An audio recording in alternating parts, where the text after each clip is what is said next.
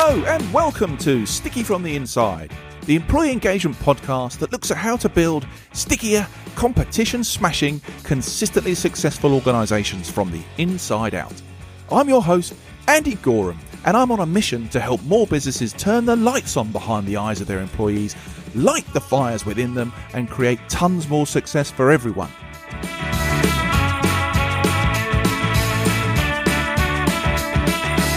This podcast is for all those who believe that's something worth going after and would like a little help and guidance in achieving that. Each episode, we dive into the topics that can help create what I call stickier businesses.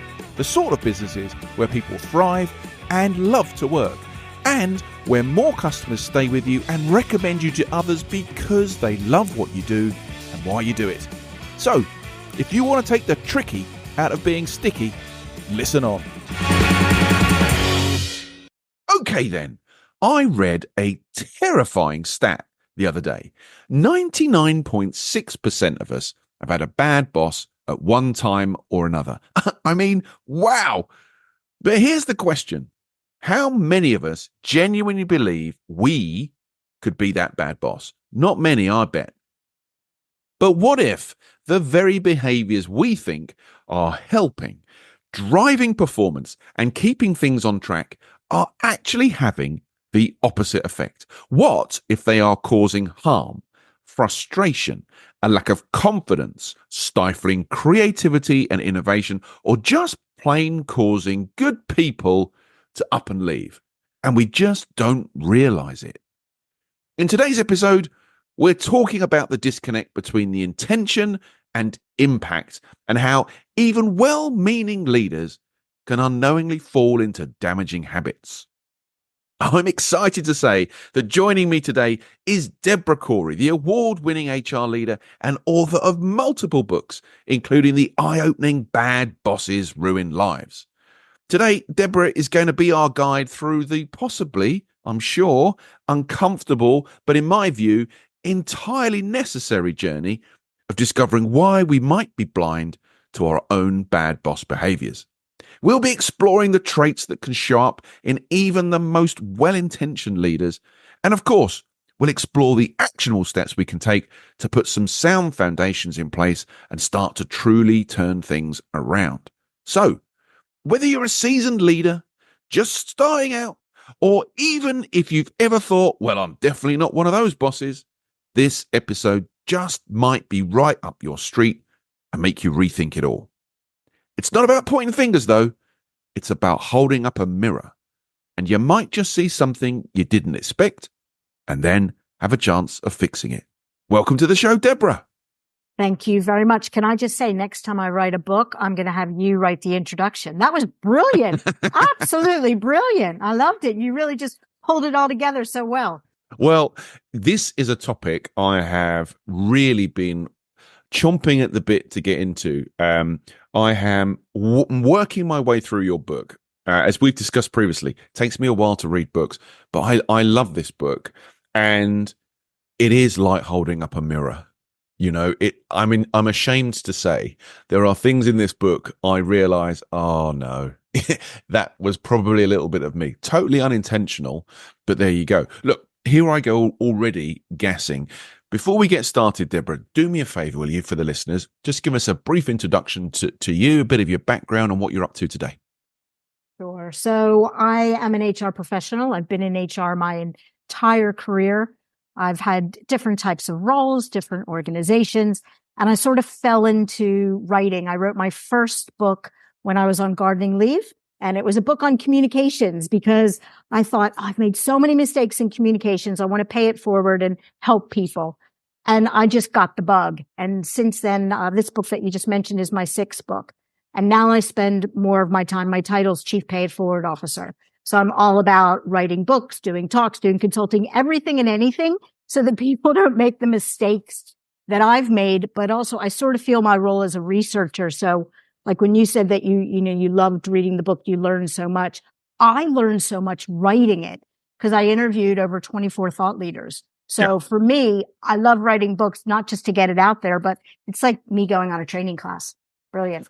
I love that. I got that sense as you were Well, as the narrative of the book sort of continues, you do get that sense that something builds on something that builds on something that builds on something, and some fabulous stories in there as well that sort of highlight the stuff. And that's when I come from behind the sofa and go, okay, I'm not alone in some of those behaviors. Okay. There's so much to talk about. So let's crack on. Let's do a bit of setup maybe. That stat, 99.6% of people have had a bad boss. Why do you think this problem is so widespread when surely most people don't set out to be that kind of boss? Absolutely. And, we did 2 surveys when we were writing the book. One was we did a global survey asking people if they've had a bad boss. And like you, I was a bit surprised. I knew it was going to be high, but I never, ever, ever thought it was going to be 99.6. And what was really interesting is that we created 10 types of bad bosses. And this was through our research. And again, we didn't expect everybody to have all of these to be prevalent, but every single one of the 10 had at least 51% of people saying they've had those. On average, people said they've had at least 6 of those, possibly at the same time. And most of them were somewhere around 70% of people said that they've had them, which is just huge. But the good thing is the other survey we did was for people who are bosses, and 80% of people held up the mirror and said, you know what? Or raised their hand and said, I'm a bad boss. The mirror wasn't there yet, though, because on average, only 10 to 15% of the bad bosses people said they were. So there's a bit of a gap. People are admitting that they've got it wrong, but they're just not sure what it looks like. So that's another reason I'm passionate about this book. So we can hold the mirror up so that they can then say, okay, this is what I'm doing wrong. That's fine. Accept it and then move into action. That's what I thought was really interesting, that gap between the 2 sets of stats. Oh, yeah, I've had all these kind of bad bosses, but maybe the honesty factor wasn't, I don't know whether it wasn't really coming through or whether people just didn't necessarily recognize all those behaviors in themselves. I thought that was really interesting at the start of the book, that sort of gap. Yeah, I think it's a combination. I think it's lack of self-awareness, but also understanding what it looks like to be good. Because you might think, so for example, the one that was the highest percentage was the unappreciator. So, and only 14% so 81% of people said they've had an unappreciator, and only 14% of bosses admitted it.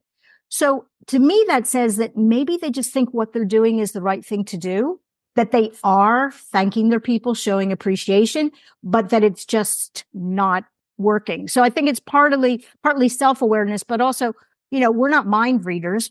We don't know what our people think. So maybe we need to spend some more time talking to them as well. I think that's such a good point. I mean, in a lot of the sort of management or leadership development work that I am lucky enough to get to do, the appreciation thing is often a bit of a light bulb for people because they're so, I guess, pre-wired to go where the problems are and spend time sorting out problems and problem people, that if someone is performing well and doing good work, they're almost blind to them because they're not causing them an issue, and therefore they just let them get on with stuff. So but that's what we need at that point. We need a bit of thank you and a bit of validation to kind of keep us going and move us on up. But I just think it's a fascinating thing. Well, it's interesting because the book I wrote before this book was on appreciation, and I wrote 2 books. My first one was for HR on how to design recognition and appreciation programs. But the second one was for managers on how they can, to your point, look for, well, it's called See It, Say It, Appreciate It, how you can look for appreciation, how you can say it, how you can deliver it. Because you're right, it's just so important, and it's just so misunderstood and used so inappropriately. And, when I saw 81%, I'm like, oh my gosh. And more people not just read my book, but other people write brilliant books on it as well. I know. And it feels so simple, right? I remember reading some work by Professor Paul Zak, his work on oxytocin and all that kind of great stuff about trust. And one of the lowest performing methods that he recommended to help build trust was recognizing excellence. In all of his surveys, these CEOs or other leaders in the company just weren't very good at all at recognizing excellence. A real shame. You talked about misunderstanding. I think misconceptions is an interesting to look at. When you've now written this book and you step back What's the biggest misconception about bad bosses you think this book actually challenges? Well, in the book, we talk about the 3 A's, which are awareness, acceptance, and action. And I think one of the things that we, and I hold my hand up, I've done it myself in HR, is we just throw people into action. We just make this assumption that everybody needs the same type of development, and we throw them into development programs without really going back to the mirror idea, helping people understand what are the key areas that they need to focus on. Yep. So if we could spend more quality time focusing on the ones that are going to make the biggest difference to us, I think that'll make sense. And also, even in action, just making sure that what we're doing fits in this new world of work. That's why in our, we've got a model called the Great Boss Building Block Model. And we've got 2 types of building blocks. One are the traditional things like how to communicate, how to listen, how to recognize. But then the other, the foundational ones, the 6-pack, are behaviors. Because we all know this, as leaders, as bosses, whatever level you are, you need to have those behaviors like empathy, compassion, trust, respect, vulnerability, authenticity. And those aren't things that a lot of companies traditionally train their bosses on. And I think that's a gap, again, why we're getting it wrong. Because if you don't show appreciation with empathy and compassion, it's not going to work. So all the building blocks work together.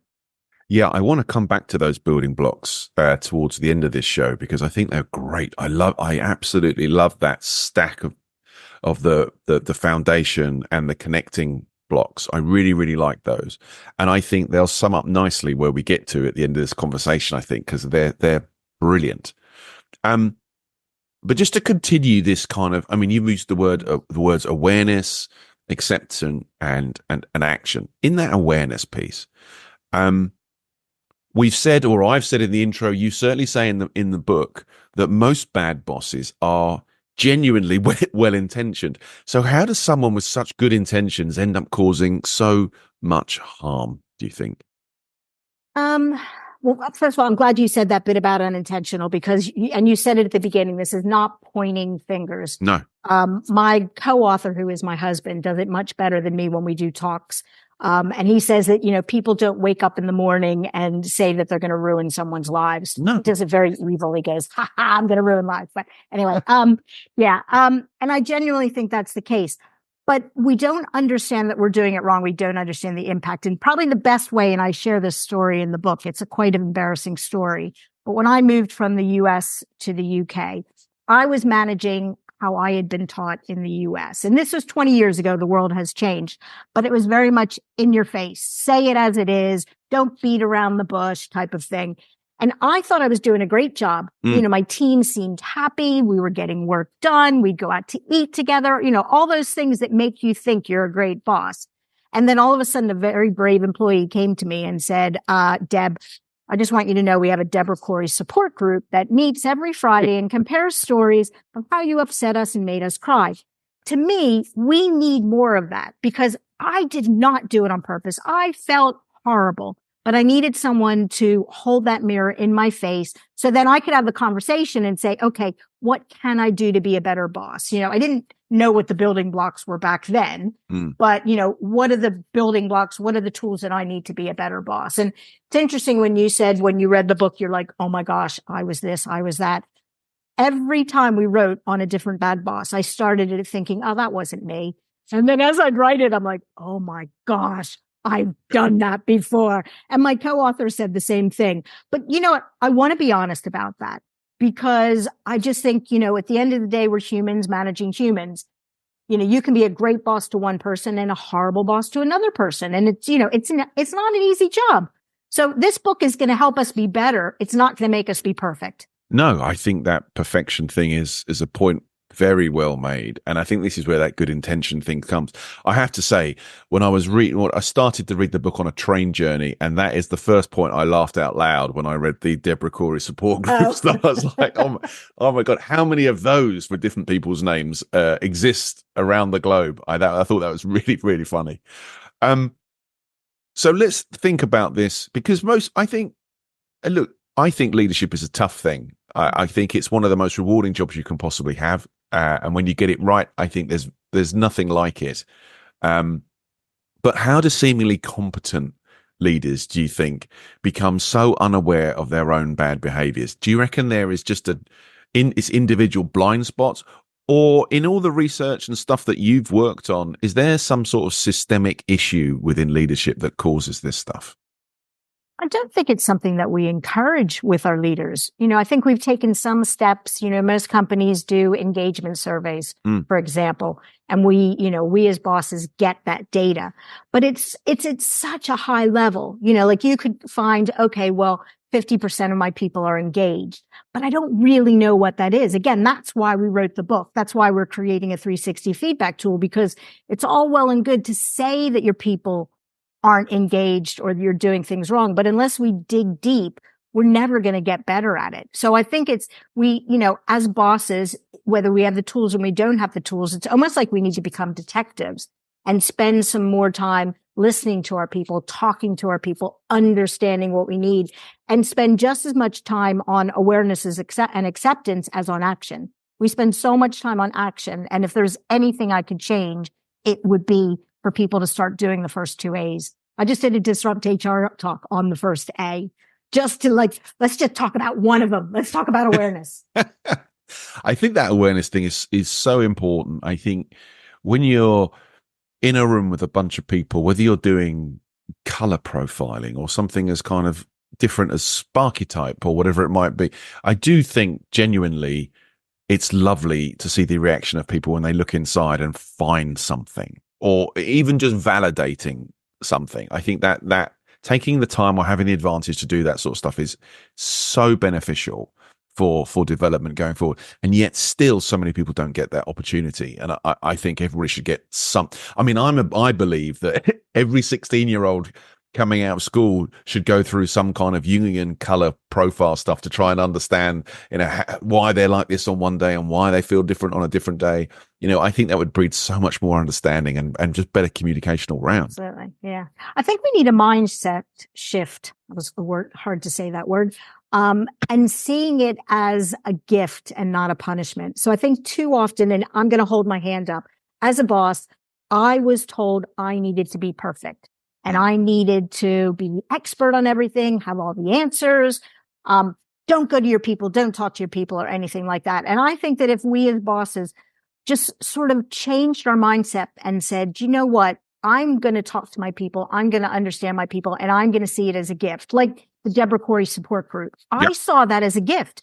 I didn't see it as punishment, because do you know what? 20 years later, I'd still be making the same mistakes. So I think that as bosses, we need to intentionally go out and seek awareness so that we can then move to acceptance. I think that's great advice for everybody. Your impression of your husband rubbing his hands together and going, yes, I'm going to ruin someone's life, that's just tweaked something in me.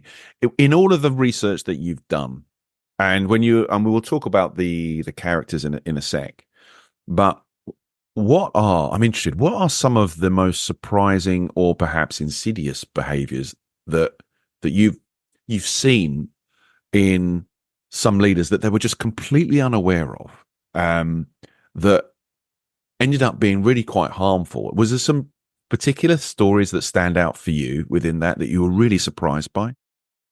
Yeah, I think a lot of the stories. So the first most common bad boss type was the unappreciator. And the second was the micromanager. And I had a lot of actually bosses share stories with me about how they'd been micromanagers. And I am a recovering micromanager. I get it myself.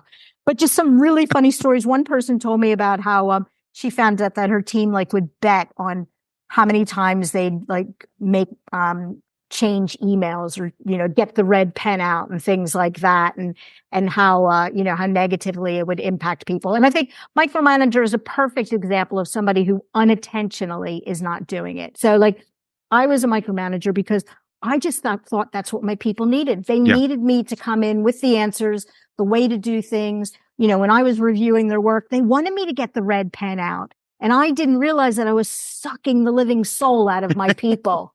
And I had lots of people share stories with me about that. And I think a micromanager is a perfect example of an unintentional one. The coercer is more, we try not to have evil bosses. No. And we did it for a couple reasons. First of all, because let's be real, they're never going to change. That's the 5% of people that I just genuinely think don't really care. They're never going to change.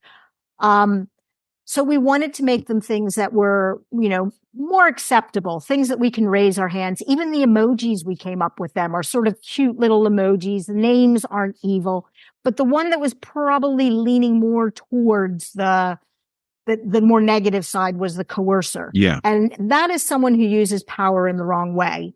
A micromanager is a form of a coercer. They're using power in the wrong way. But again, I think I genuinely think that most of the coercers, they just don't know how to use power. No one has taught them how you can use power in the right way. And I have a perfect example. I was in a meeting with my team, and I had never managed such a big team. I think there were 14 of them. And I knew that, my job was to bring new ideas together, and that together we'd come up with these great things. We were not getting anywhere. Yeah. We were we had half the group who wanted one thing, the other half. And I kept trying to be diplomatic and all the things that I was told to do, and it didn't work. So finally I'm like, we're doing this. And they're like, why? I said, because I'm the boss, and that's why we're doing it. Whoa. But that's a perfect example, because they knew me, they trusted me, they all bust out laughing, and they're like, yeah, right, Deb. So nobody was scared by my power. But I can imagine that's because I had a strong relationship with them, which is a perfect example of you don't have to be perfect. As long as you build that relationship, your people are going to cut you some slack. So I could have been a coercer, but they wouldn't let me be it. They're like, yeah, forget it, Deb. We're not afraid of you. I think that's such a good point about not understanding how to use power. Because I think some of the transition from being a colleague to making the transition to manager, and then manager to leader, each time you're kind of leaving a cohort away, you're sort of taking a step away from a cohort you were sort of part of.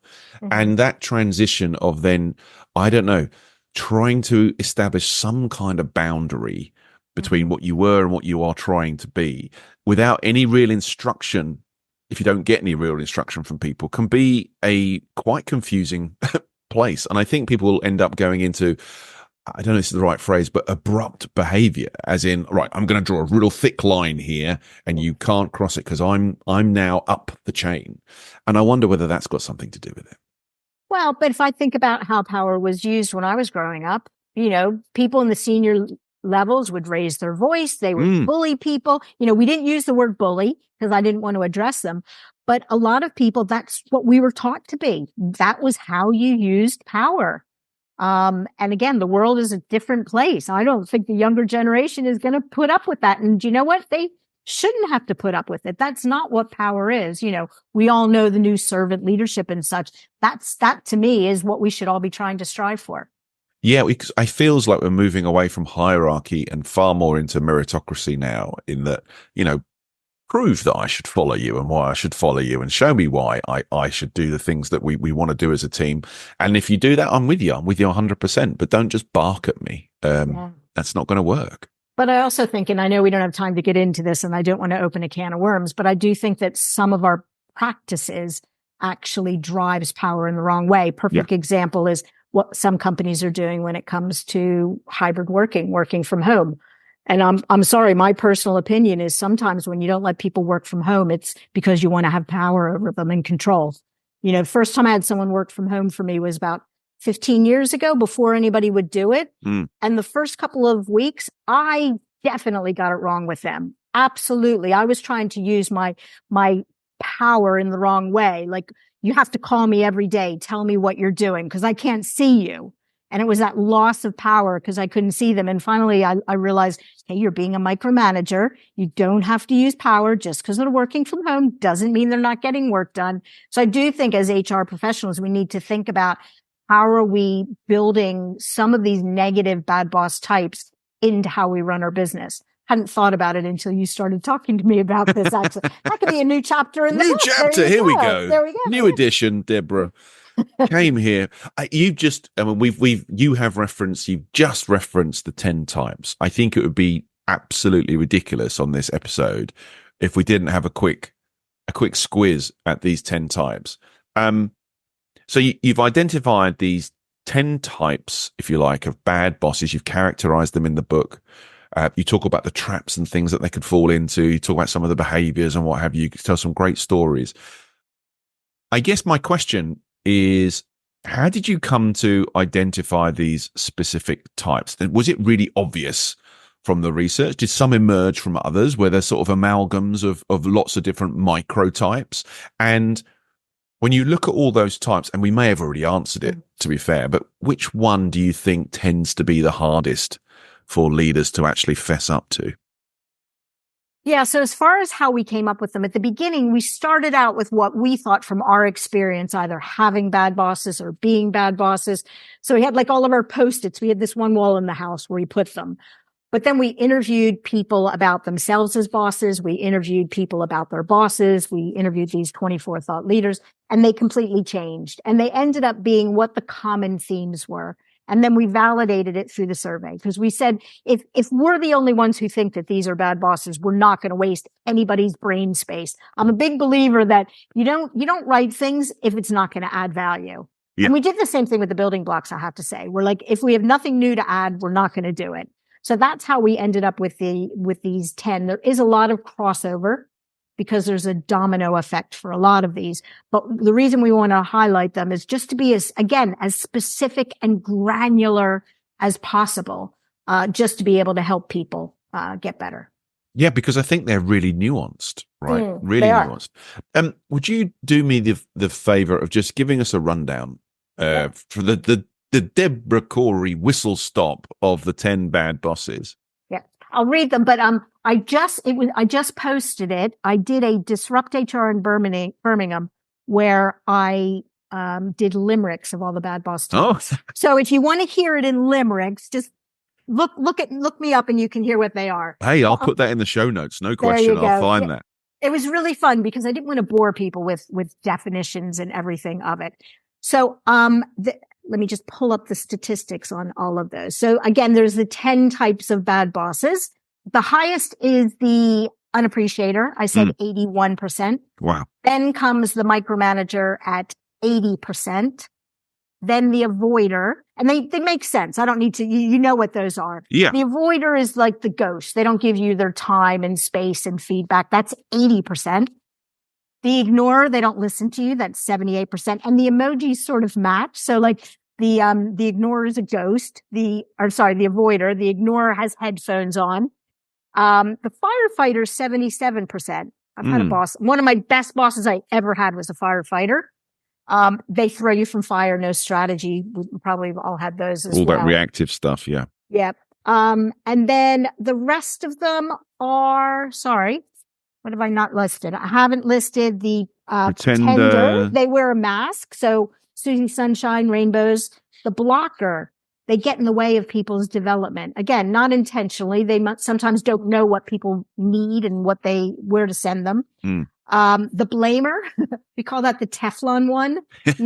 Nothing sticks to them. It's always someone else's fault. And then the coercer I had mentioned before. Yeah. And do you think it is the coercer that people struggle the most with to identify or fess up to? Do you think because it maybe has that kind of slightly darker appearance to it?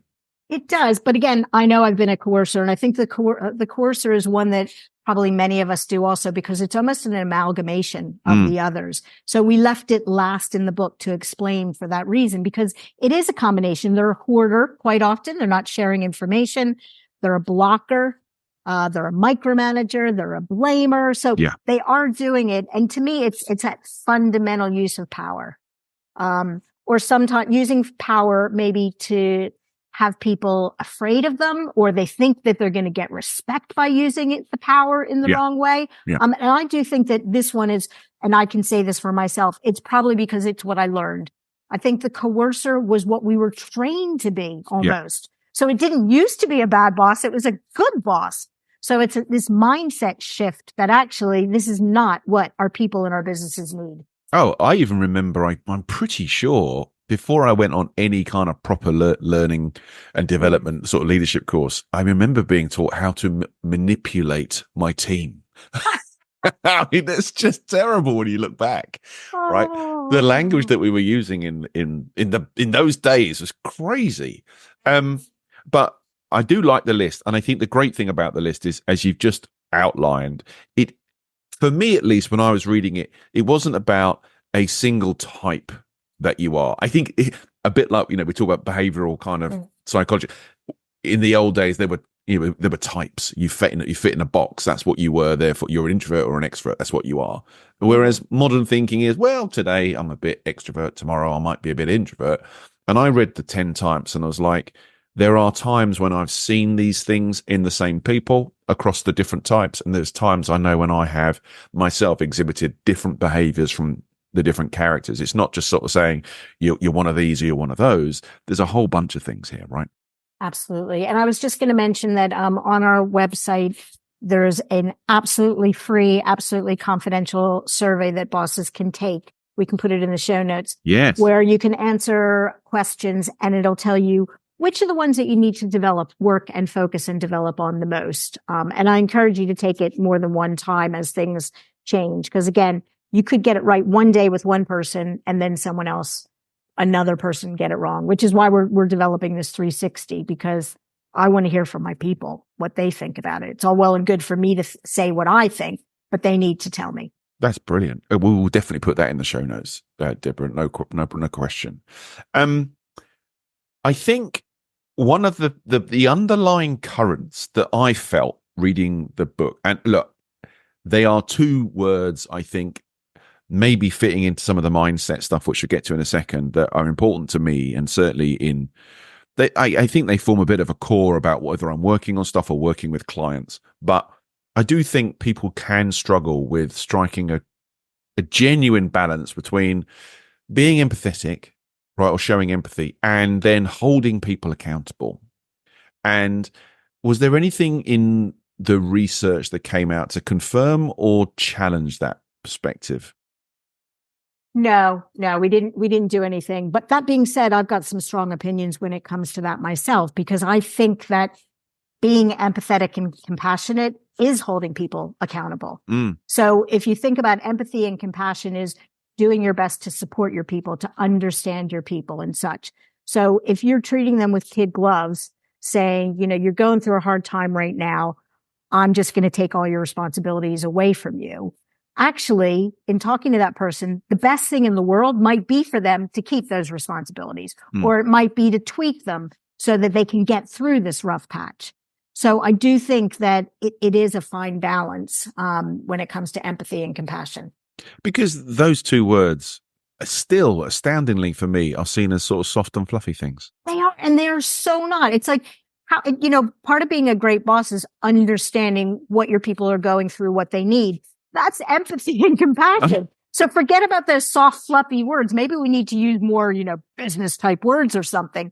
But it is, if I think about most of the mistakes I made, my Debra Corey support group, it was absolutely empathy and compassion. I did not understand the cultural needs of my people. I was treating them like my people back in San Francisco, thinking in London that they were the same type of people. And they weren't. I think that's so true. For me, it almost worked the other way at times, though. I think I was too empathetic, and actually that probably resulted in me not holding people accountable enough, because I was trying, I think, in some ridiculous notion to try and protect rather than lead. And I don't think they needed a dad at that point. I think they needed a leader, and that's certainly where I fell over, I think. And I get it. I've done it myself sometimes also. You think that, being, you can be empathetic and kind and all of those things and still be a great leader. It's like I encouraged someone on my team to leave once because they just were having a really hard time. They were struggling. It was just the wrong company and the wrong job for them.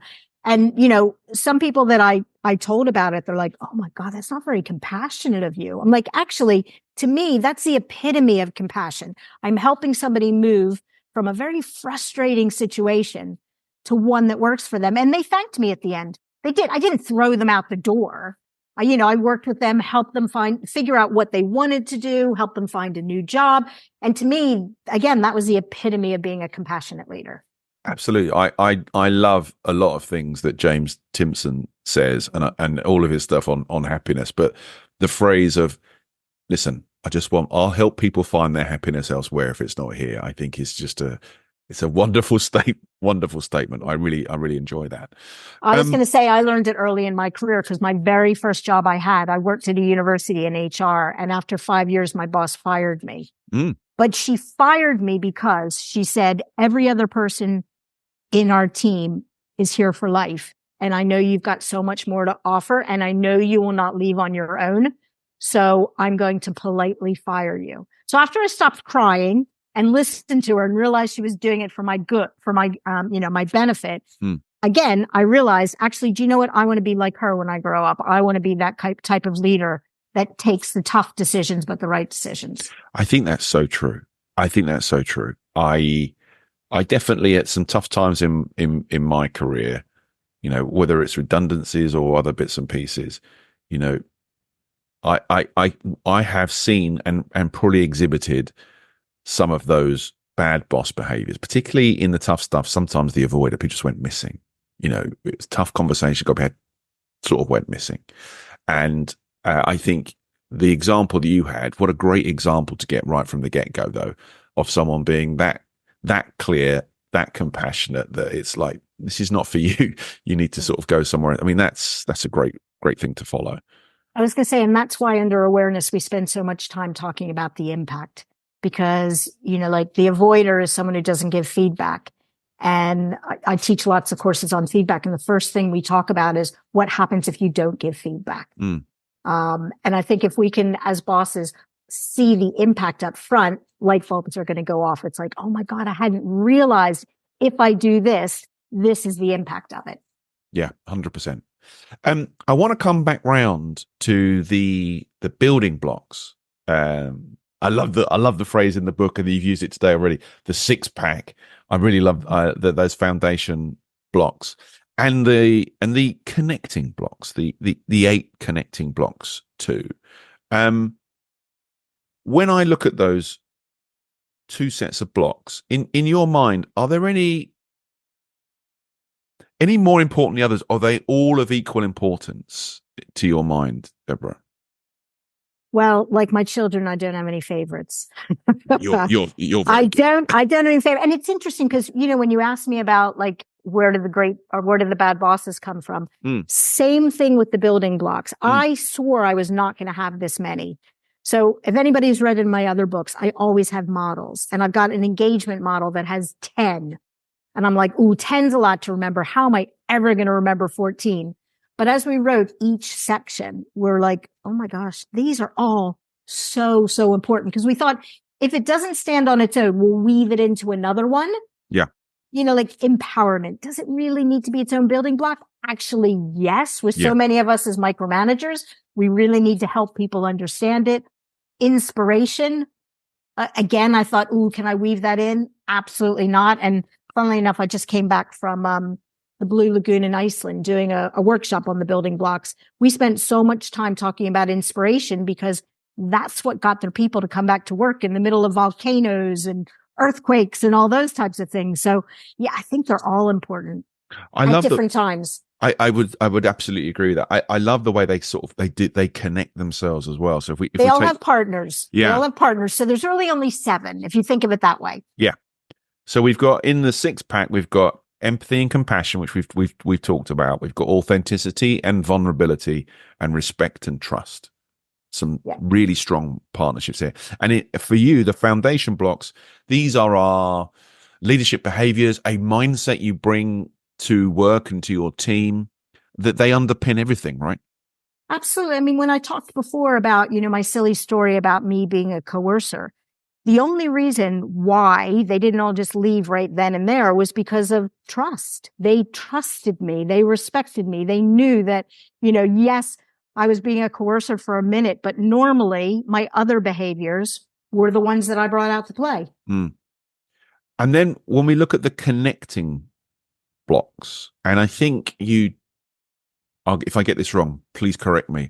But I think from the book, this is where we are looking to connect the people to the company. In a lot of stuff that I try and do, is trying to understand what drives the business and drives the people within it. And you can find the connection between those things. Great things happen. It's sort of how I looked at your 8 connecting blocks, or the four pairs. So we had listening and communication. Yep. Both sides of it. Yeah. So we had, and this is the point, I think, we had feedback and appreciation, a bit like we talked about earlier, development and coaching, and empowerment and inspiration. Just give us a kind of your Debra view of those 8. Yeah, and these are the tools. These are some of the traditional things that we know as bosses are important. So to me, these were less, like innovative, like, wow, I've never heard these.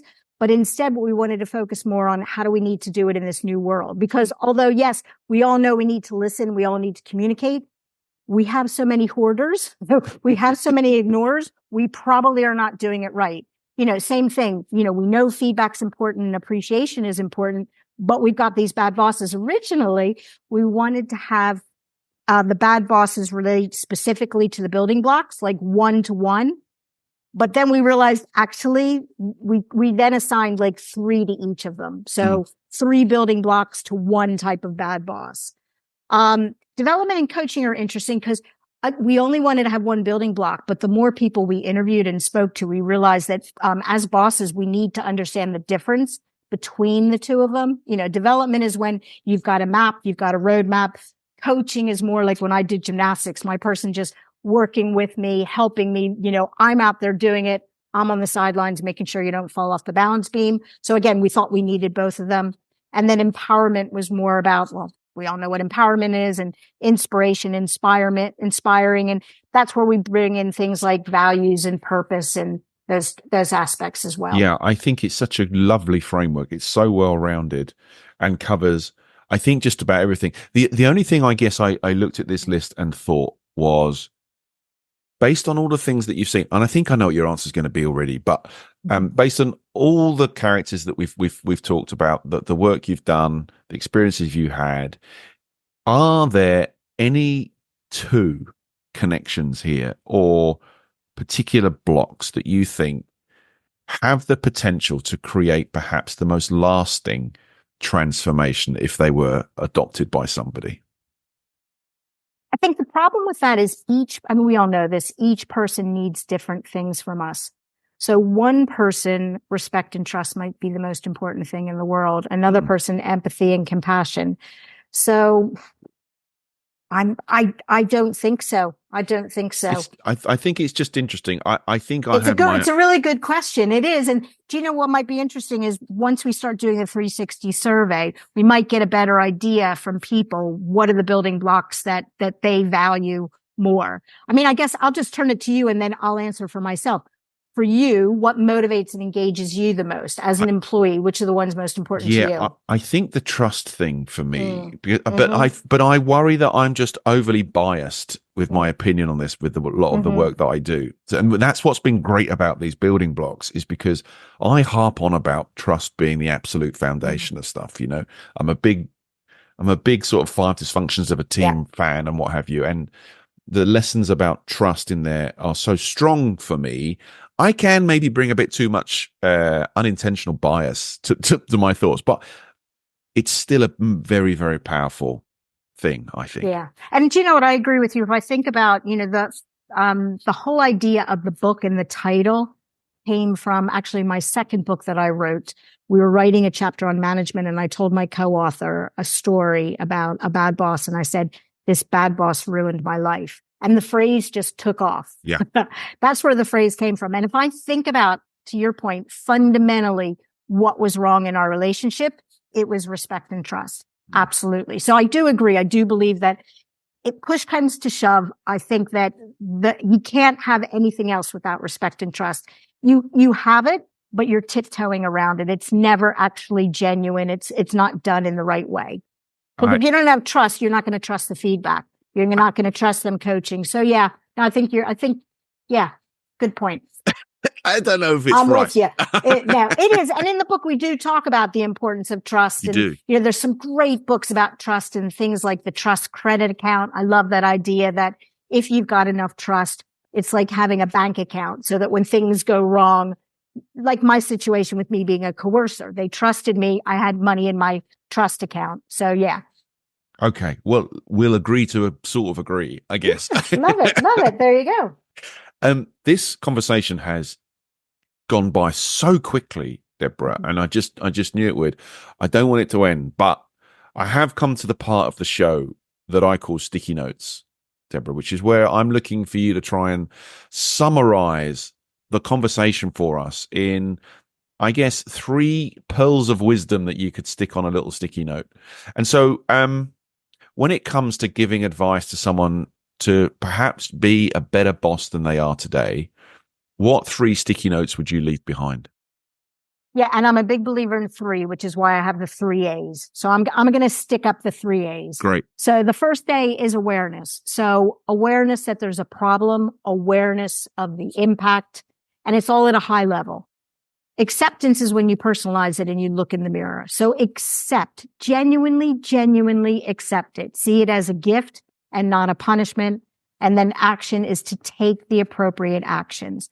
Think about which of the different building blocks that will make you your best boss that you can be. Because one of the things that we say every time we do a talk, we always end saying the same thing, which is that every employee deserves to have a great boss and every boss deserves to be great. And to me, that's what the 3 A's are all about. That is the goal that you're trying to reach, not just for your people, but you said it at the very beginning, how amazing as a boss, how wonderful it is when you get it right. There's nothing ever that replaces that feeling. It's like being a parent. When you do something right as a parent, it's just magical. And all bosses deserve that magical feeling too.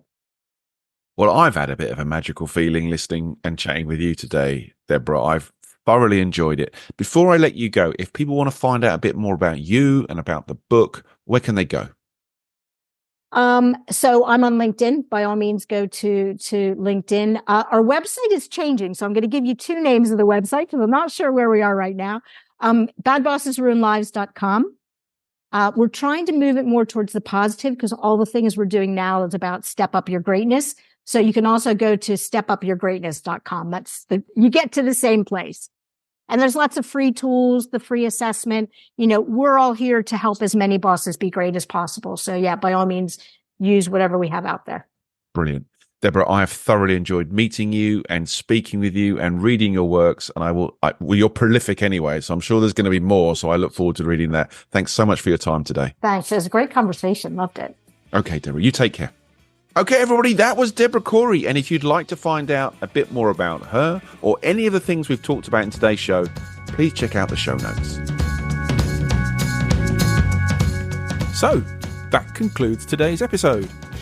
I hope you've enjoyed it, found it interesting, and heard something maybe that will help you become a stickier, more successful business from the inside going forwards. If you have, please like, comment, and subscribe. It really helps. I'm Andy Goram, and you've been listening to the Sticky from the Inside podcast. Until next time, thanks for listening.